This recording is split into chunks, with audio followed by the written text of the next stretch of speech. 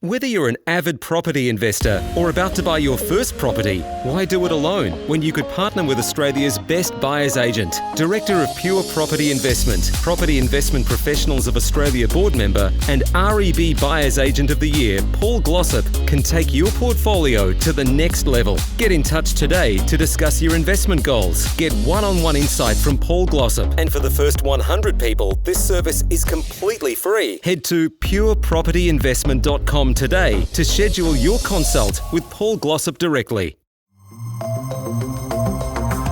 Welcome to the Smart Property Investment Show with your host, Phil Tarrant. G'day, thanks for joining us today, and we're smack bang into investor stories. It's the podcast I really enjoy doing, chatting with property investors right across Australia, and today's no different. And who knows where it will take us. Joining me in our mobile studio, I'm standing at my stand-up desk, looking through the camera into Zoom, and my guest looks like he's reclining in the front seat of his car, parked up somewhere. Vu Ngo Minh. Vu, how you going? You well? Yeah, that's me. Hi, I'm good. How are you? Where are you parked, Vu? It looks like you got a pretty fancy car there. Oh, no, it's just the old Honda Accord, 10 years old. Yeah, it's nothing really fancy. Just park in front of my house just so no one interrupt, as I was talking. Okay. Yeah. Where's home, mate? I live in Melbourne. Okay. And my home is currently in lockdown at the moment. Oh, you in lockdown, are you? Yeah. Are you allowed to be in your car, or that's legal? You're not allowed to leave the suburb, are you? Yeah, you're not allowed to leave the suburb, but it doesn't say you're not allowed to be in the car in front of the house. Is there many people walking around, or does it feel really locked down? Oh, it's empty. Yeah. It's like haunted suburb. Nobody is walking outside. Normally during this hour it's very busy, but now it's like not even a single soul. Wow. How do you feel about this sort of back into lockdown, back to stage 3? Because I was reading this morning, it's really wrecked real estate in those markets where it's been locked down. It's got to be only inspections by appointment and virtual auctions. So, how does everyone feel? Are you a bit disappointed you're back to where you were? Yeah, a little bit disappointed back to where we were just because of, it's a small portion of people did not do the right things. Very inconvenient for, I got a partner who live outside the lockdown, but now I can't visit her, Oh. So it's kind of disappointed, but it is what it is, try to do the right thing. Hopefully after 1 month, everything back to normal. You'd hope so. You're actually not allowed to leave and visit your partner? From what I heard, no, unless you got like the reason for it. Like either work, study, exercise, or essential shopping. Wow. Don't say visiting partner. So yeah, that's one is I think it's up to if you got check, up to assessment of the police officer at the time, I could say. Well, there you go. So what sort of work do you do, Vu? Are you allowed to get to work, or you got to work from home? No, I'm a mobile mechanic. So Okay. I traveling around, Victoria and fixing people's car. So Are you allowed to travel at the moment? Like, you wouldn't have been able to do your job then. You're not allowed to leave the suburb. well, I'm a mobile mechanic, so I have to leave the suburb to do my job. So that's for work purpose. So yeah, unfortunately, I still have to leave the suburb. Oh, okay. So Yeah. you can't leave the suburb for social things, but you're allowed to drive around and fix people's cars. Yeah, pretty much for work purpose. Yeah. How'd you end up being a mobile mechanic? Do you enjoy the work? I don't actually enjoy the work, but I enjoy the driving. Okay. So I've been being a mechanic for 4 or 5 years, but most of the time I work in the garage. Then just last year, I decided to go mobile. Yeah. Go mobile for 2 reasons. First thing, I want to change some air, like being in the garage a bit of, sophisticated at the time. So driving around, seeing different people, different scenery, something exciting, motivate me to go to work every day. Yeah. Another thing is check out the suburb. I've been go to suburb that I never go to before. Check out how they live and say, if I like suburb, I might look into it and buy a property investment here. What a great opportunity. So how far, do you only within Melbourne, or do you go out to regional areas to be a mobile mechanic? Oh, I go into regional area as well. Like I went to Mornington, I went to Budget Smash, Bendigo, Geelong. Yeah, pretty much everywhere. So essentially you're getting paid to go and look at suburbs for you to invest in. Pretty much, put it in a way, yeah. You got to look at the positives with most things, mate, and that's how I normally see the world. And no doubt driving in your car gives you plenty of time to listen to podcasts. That's right. I listen to the podcast every day, like at least 4 or 5 hours driving. I listen to all the podcasts. Yeah, most of the time will be yours. The Smart Property Investment Show. Another one is the Michael Yanni Show, and Property Couch. Yeah, Property Couch. Yeah. Good guys. Yeah. Ben and Bryce, they do a great job. How did you find us on the Smart Property Investment Show? How did you start listening to us? I think I started listening to Property Couch with Ben, and then at one episode, I think they have an interview with you. Okay. With Phil Tarrant. Yeah. And then it piqued my interest. I searched around and I find the Smart Property Investment podcast. Okay. Well, what do you like about what we do? What do you find from the show that you get benefits from? So, especially speaking to your show, I find it's really related. Because the show focus on investment, investor story. So I feel like, yeah, it's really related to me. I feel like I learned a lot from people that already done, go ahead before, the mistake that they make and how they move from there. So that's what motivates me. Because myself also in that situation where I make a huge mistake, lost all my motivation, didn't want to go again. But listen to your show, other people investor story, I feel like my position is not that bad compared to other people. They lost thousands, hundreds of dollars. Yeah, one of the things with property investors is that they really like to benchmark themselves against other property investors. It's either like, whoa, at least I'm not doing as bad as them and therefore I'm doing okay, or wow, I really want to try and emulate what they're doing. And hence the reason why a lot of people listen to this podcast and one of the reasons why we do it. Well, what do you think we can do better, Vu? What would you like to see more of us, or is there anything that we can improve, do you think? At the moment, I would say there's other podcasts out there for other things, but you're doing an excellent job what you're doing. Excellent job, I would say. Like, the purpose of the podcast is not about educating people on what's going on in the property market or the strategy, what you're doing. It's more like sharing people's story. So in that aspect, you can do an excellent job. Well, I appreciate the feedback, Vu, and we do enjoy the chats and discussion. Hey, I just want to get back to you being a mobile mechanic. So you said you worked in a garage for 4 years, and I imagine you've done your apprenticeship and stuff. Can you fix most cars? Because they're really hard to, all computers and stuff these days. How hard is it to, on the road, it means you've got to fix something, you can't wait around for parts and stuff, can you? Yeah, it's pretty much sometimes you have to if the part is not available. That unfortunately nothing you can do about it. But most of the time, your focus is to finish the car in one day. Yeah, it's about planning ahead. When you go to the car, you see what the problem is. You think about, how long it's gonna take you. You think about where you're gonna get part, whether the part is available before you do anything on the car. If anything of these are gonna cause you any issues, then you have to think about, all right, so how far can I go for today? Can I leave it to tomorrow? Where can I park the car safely? Do I need to tow the car back to the garage and have a look over there? It's all about planning ahead before you do anything. Well, Vu, it's a really good segue. Not unlike property investing, you got to plan ahead before you do anything. You got to be informed and educated and know what you're doing. And hence the reason why you listen to podcasts like the Smart Property Investment Show. Now, let's have a chat about your investment journey, Vu, but we'll go to a break beforehand. Back in a moment. Welcome back, everyone. Phil Tarrant here, host of the Smart Property Investment Show with Vu Ngo. Do I get that right, Vu? Yes, Vu Ngo. Yes, you get it right. Vu Ngo. So, Vu, I think you've had a bit of a touch on it beforehand. You sort of maybe your first foray into property investing wasn't effective as what you thought it was, but having listened to other podcasts, maybe not as bad as some other people's entry into property investment. Let's have a chat about that. What happened? Right. So I wasn't born in Australia. I came here as an overseas student. So about 3 years ago, I got the PR here and I started looking into property investing. But I never actually thought that I could do something like property investment until my parents gave me 150 grand for my deposit. Wow. Oh, I didn't think that my parents had that much money. They never told me. Just suddenly one day, son, you want to buy a house to live in? So, yeah, sure. And then, here's 150 grand. All right, okay, what am I do with it?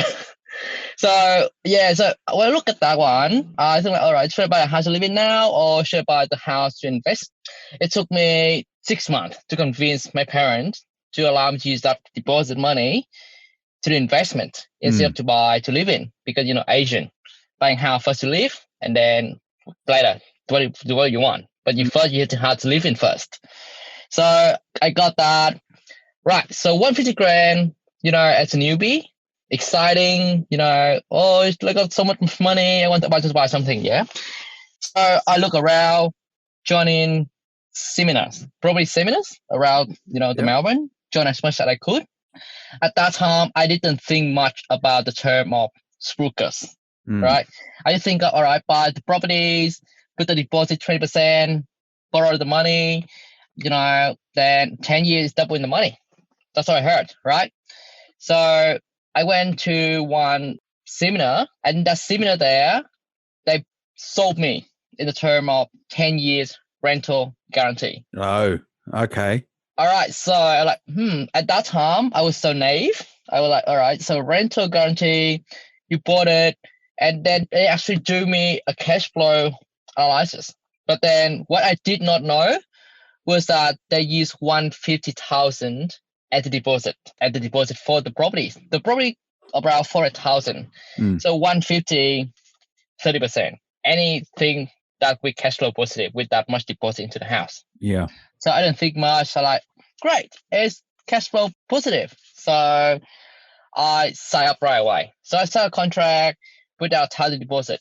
Okay. And then all right. So after that, I went home, listened to more podcasts. Instead of putting 150 grand to one property, I could manage to put into two properties instead of one. So with that thinking, I went and signed another contract with another spruiker. Okay. So the first contract, they are both off the plan properties. Okay. And the first one is in Melbourne, Wyndham. The second one is a duplex in Morayfield in Brisbane. So both of them, they calculate based on 10% deposit, 90% LVR, turn out neutral, and neutral before depreciation, positive after depreciation.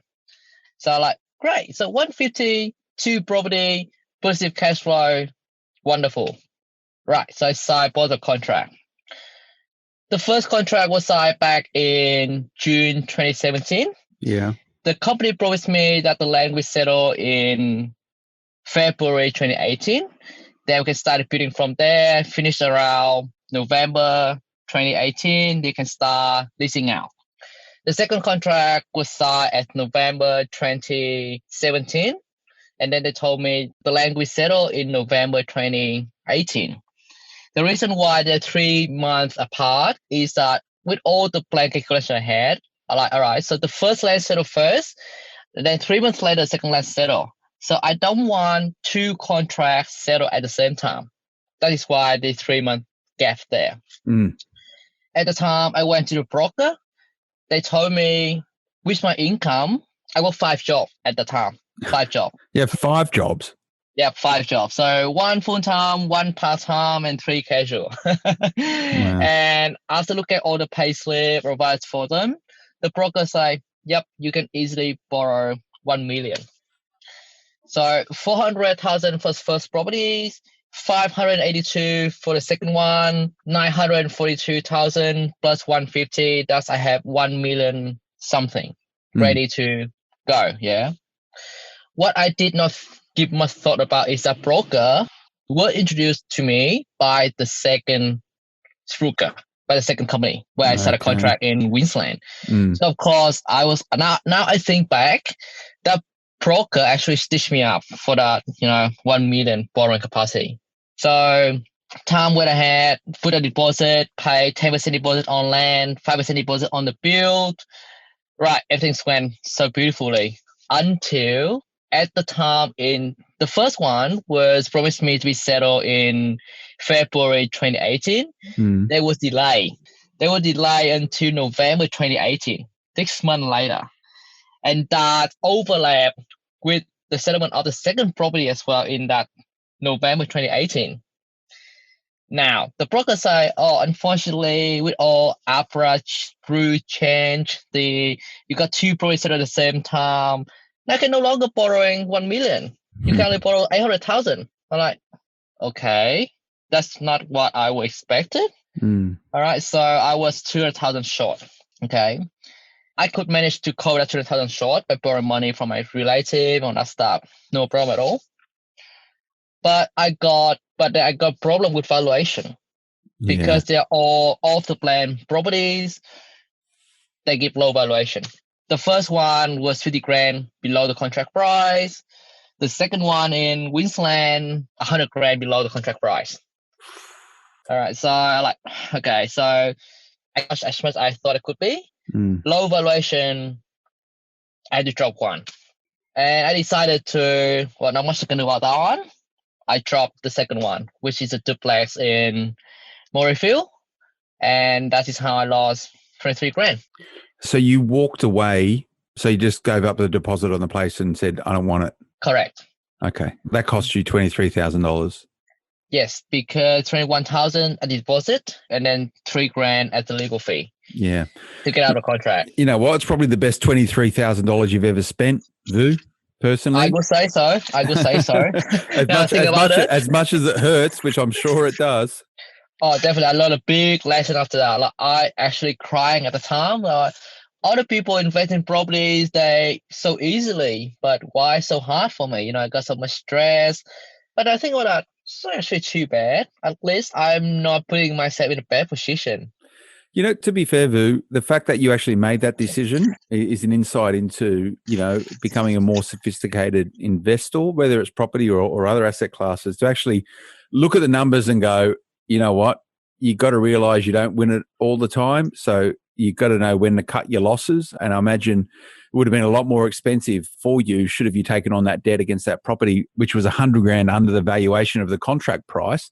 And for our listeners, we speak a lot about off the plan buying on the Smart Property Investment Show. I know I'm not anti off the plan, but you need to be very strategic with off the plan buying. I know some people have done very well off the plan, as in they've bought when they've contracted when the market is lower, then when the property settles and you get the keys, it's much higher and they make money on it. But that's normally the exception to the norm. So you got to be prepared for that if you are going into off the plan purchasing. But what you're talking about, Vu, and this is a big issue right now, is the negative equity. And you're seeing that now in off the plan purchases where people might have committed to off the plan buying after the last year and say, August, September, October, when markets started to move north again. Now we're in COVID. There's a lot of oversupply and in off the plan stuff, particularly apartment markets. So as these properties, when they start their final build and are at settlement, they're valuing a lot lower than what the contract price was. So number one, it's hard to get the debt against it. And number two, if you do take on the debt and complete the settlement, you're entering into negative equity.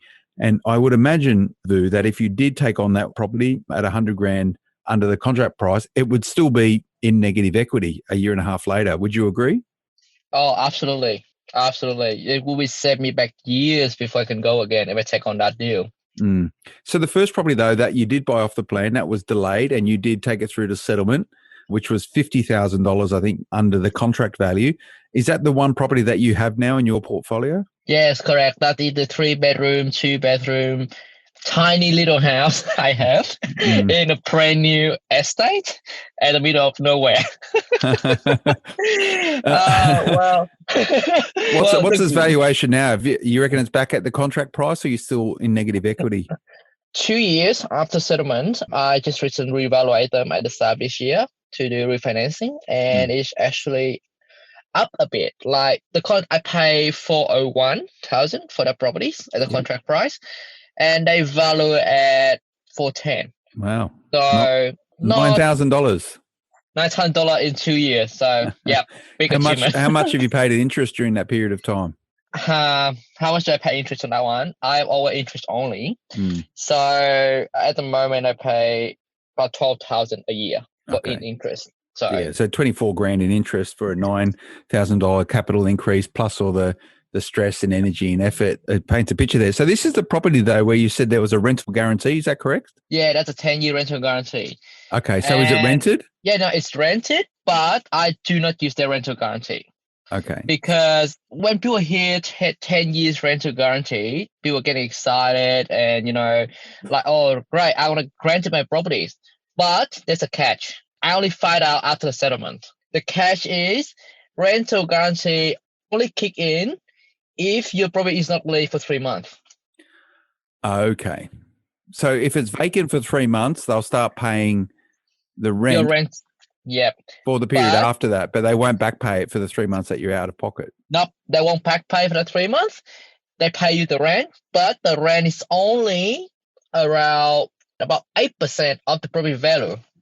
So in my case, it's still under the rental market. They pay me that one out. And then another catch is if the property is leased, the whole period reset. So if your property is leased for 1 year and then they are no longer leased, you have to wait for the 3 months to get that rental guarantee kick in again. Okay. And you got to read the fine print. You got to be right across this sort of stuff. So my message would be buyer beware when it comes into these type of purchasing, off the plan developments, this type of stuff. And look, there is some good stuff out there. I'm not going to say that if you're buying the right place, right time for the right reason. But you got to read the fine print when it comes to all these. When you start hearing about all these perks, you got to start putting your red flag up and saying, yeah, something's not right.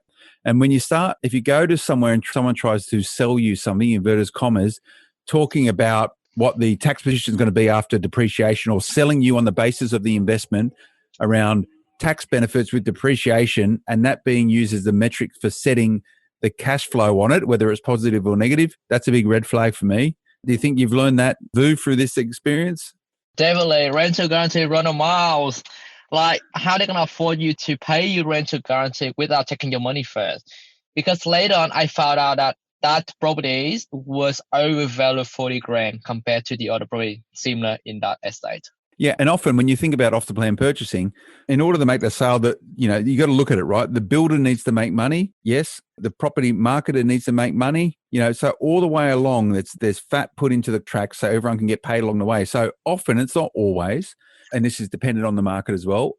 Often, off the plan properties are overvalued, significantly overvalued of what the actual value of those things will be in the normal market. And you've got to be really, really careful with this sort of stuff. And, Vu, you coming on and sharing this journey of yours with such frankness and transparency, I think is a real world example of what can happen and what can happen go wrong. And I want to see how you've bounced back from that and changed your mindset, Vu, but I just want to go to a break beforehand. We'll be back in a moment.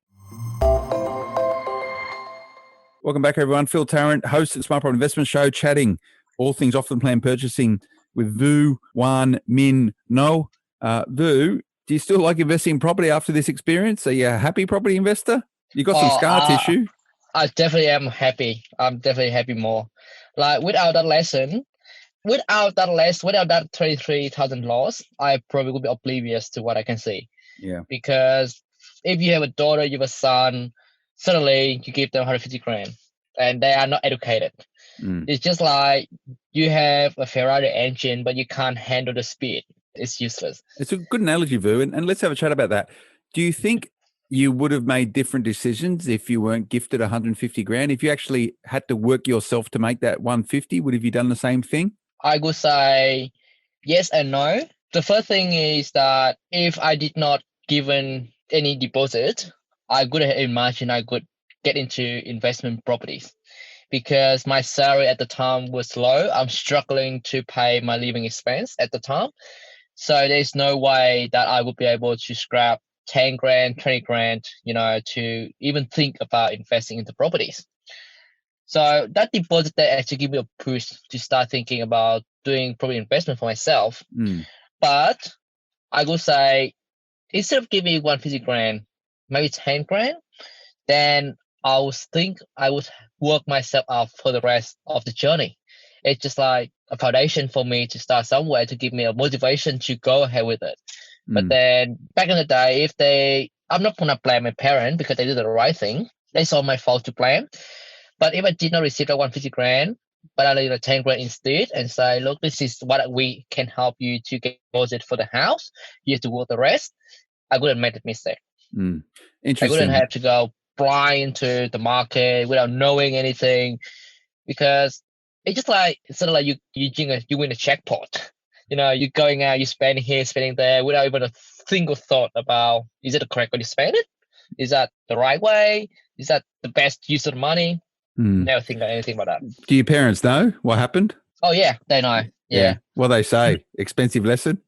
Oh, they say, yeah, expensive lesson. But you know what? What's done is done.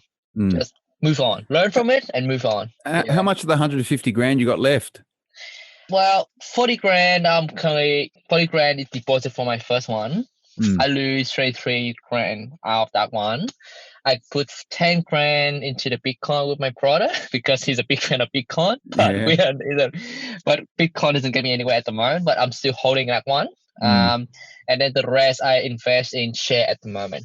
Okay. And you've just put it in shares to give the money some utility. Are you going to use that money to put into the next property investment purchase? But you, rather than put it into an offset account, you've chosen a share trade with it? At the moment, I could not choose with the one I have. It didn't come with offset account because I choose to fix the interest rate. Okay. For 2 years. So when I do refinancing, the broker say, look, you got an offset account with I think with 3.29. Yep. Interest only, or you want no offset account, interest only, and pay only 3%.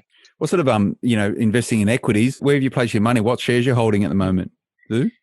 My strategy with share, I'm not trading in Australian stock market. I trade in USA stock market. And the reason why I'm not putting that money into the offset account because I got more money returned to me in share than in offset account. Because what I'm doing is option trading. I'm not sure if you heard about the term option trading. Yeah, you're doing options, are you? Okay. Yeah, I do options trading. So with that 50 grand at the moment, it generates for me every week 200, 300 consistently. How much time are you spending on it? Because options can be quite time consuming. 5 minutes a day maximum. That's what I say. Yeah. And so at the moment, you've got that money sitting in US dollars, I guess. Yeah. So you've obviously going to have a bit of a hedge play, bringing that money back to Australia. Have you thought about that? Yes. So when I find my next deal, I will use that one. My strategy is that I'm using option trading to get the money to build up my deposit for the next one. Or I can use that to really sell on my share and get that money back in Australian dollars and invest in properties. Okay. My end goal is to in properties. Share is just something I'm doing right now to fast track the money. Okay. And are you happy with the strategy? Are you fast tracking the money? You got 10 grand in Bitcoin. You'll struggle getting that out any point soon. But I think with your share portfolio, how's COVID treated it? How's option trading been for you during COVID on the volatile US NASDAQ? Right. Okay. So at the moment, it's in the red. So I started trading option trading back in 2018. After losing that, I can't be bothered to go into another deal in properties. So I went full steam in share. So the first year, I break even. Okay. And then because of China war with Trump, so I break even. I could have made about 15% profit, but because of China war with US and China, it's break even. Then I make 15% profit in the first 6 months of the year before the COVID-19. Okay. Then COVID-19 hit, it slashed my whole portfolio down to 3% down. Mate, you're going to have to win one at some point, Vu. I hope so. Yeah, so yep. So now, after everything started getting a little bit back to normal, I am still only 15% down. So from 30%, I climbed up to 50% down. Hopefully at the end of this year, I break even and move on from there. Okay, let's talk about property investments. So you're planning on expanding your portfolio. What are you going to buy next and how are you going to buy it? You're going to buy a rental guarantee off the plan apartment in some greenfield site? Oh, definitely no. No? Definitely no. This time, what I'm planning to do is that I currently have a lot of options I'm currently investigating at the moment. The first option is I'm going to use a buyer agent to buy me a properties in Perth for U-Blade. Because I just went through my broker. Based on my income at the moment, I can only borrow 200,000. Okay. Plus 50,000 I have in cash. That is 250,000. 100 in cash in share, but 20,000 for the purchase. Nothing much I can purchase in Victoria. So I went to Perth for a U-Blade because you can easily get 8% return in Perth. And this time, I'll use a buyer agent to do it for me. A professional to do it for me. Not a spruiker, buyer agent. Have you settled on a buyer's agent yet? Do you know who you're going to use? Yes, I do have a couple of friends. If I'm going to go ahead and buy, I will use them. Okay. Yep. So definitely the Ruby Couch buyer agent will be one of the choice I use. Okay. But I'll mainly use them in Victoria. I'm not sure how they go in Perth, but yeah. Another one is that I'm thinking of doing land subdivision myself if I know what I'm doing. Land subdivision, because I buy land, in regional area, subdivide it and on sell it. Or I can go with my friends who is currently looking to do a JV partner, buy land, subdivision, build townhouse, sell it, get a profit. Well, lots of options there, Vu, and I'm not in the business of giving anyone advice, but my recommendation is that you're probably down a better path now of trying to make more informed decisions, and surrounding yourself with the experts is absolutely critical to help you do that. And I'm not going to tell you who they are, but what are they? It's a really good mortgage broker who, to your point before, isn't aligned with any particular property spruiker. You want your mortgage broker operating in your best interest, which they legally obliged to anyway, rather than that of someone else. So a good mortgage broker is worth its weight in gold. Unfortunately, in Australia, we have many good mortgage brokers. The fact that you're considering a buyer's agent, for a lot of investors who are relatively new to investing and they're seeking counsel or having some training wheels on through those first investments, I think that's a really good idea. And, the point would be, and which you've learned the hard way, don't get swept up in the fancy marketing and the fancy words and the guy or the girl in a smart suit selling you the dream and telling you the information you want to hear. You got to get rid of that information bias. You'll listen to the stuff that you want to listen to. And I think a lot of property investors get stuck in that trap where they get sold this dream and this vision, which in many ways is not the reality. So at least you're at it, mate. I really enjoy you coming on, having a chat with me, Vu. Oh, it's my pleasure to share my story.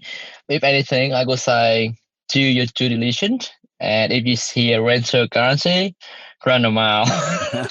Well, Vu, make a commitment to me, mate. When you do actually go and buy this next property and however you do it, come back and tell us all about it. Oh, definitely, Phil. I'm thinking of getting things done at the end of the year. So I'll see how we go from there. All right, brilliant. Thanks, Vu. Appreciate your time today. No, thank you, Phil. I hope you enjoyed that, everyone. This is Investor Stories, which we love to tell. And, Vu's story is very different, but unfortunately very similar to the experience a lot of people have had in property. And it's best to learn from other people's mistakes. We'll call it a mistake. So you don't make them in the future. Hence the reason why we do the Smart Property Investment Show. So we're going to have these chats and hopefully that's changed the way you think about stuff. And if you're about to sign off on some off-the-plan purchase and you've been sold some great opportunity, just read the fine print. It could be a good deal. It might be the right deal, but get a considered opinion on that and get an independent opinion on it. No, someone who isn't intrinsically connected with getting a benefit out of that transaction taking place. Smartpropertyinvestment.com.au is the website that you need in order to be more informed about property investment. We talk about this sort of stuff all the time. If you're not yet subscribing to our daily morning newsletter, say the first to know what's happening in property right across the nation, smartpropertyinvestment.com.au. And please, Vu's going to do it for me right now while he's sitting in his car. Please leave a review on the Smart Property Investment Show, wherever you're listening to it on the Apple Podcast app. That's where a lot of people listen to this. Please leave a review there, 5 stars if that's what you think we deserve. There's a whole bunch of people here. It's just not me behind the microphone.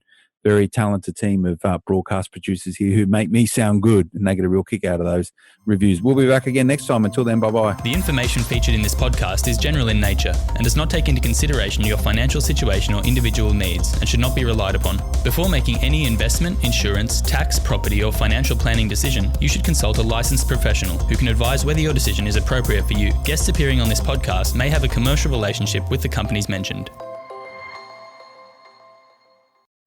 Propertyology regards right now as a very exciting time for investing in Australian real estate. There are some fantastic opportunities that Propertyology can help you take advantage of before buyers re-emerge from their coronavirus cocoons. Propertyology has a national focus. Now more than ever, experience and knowledge are the most valuable currency. Propertyology has that in spades. To find out how Propertyology's multi-award-winning buyers agents can help you prosper, contact them now at propertyology.com.au.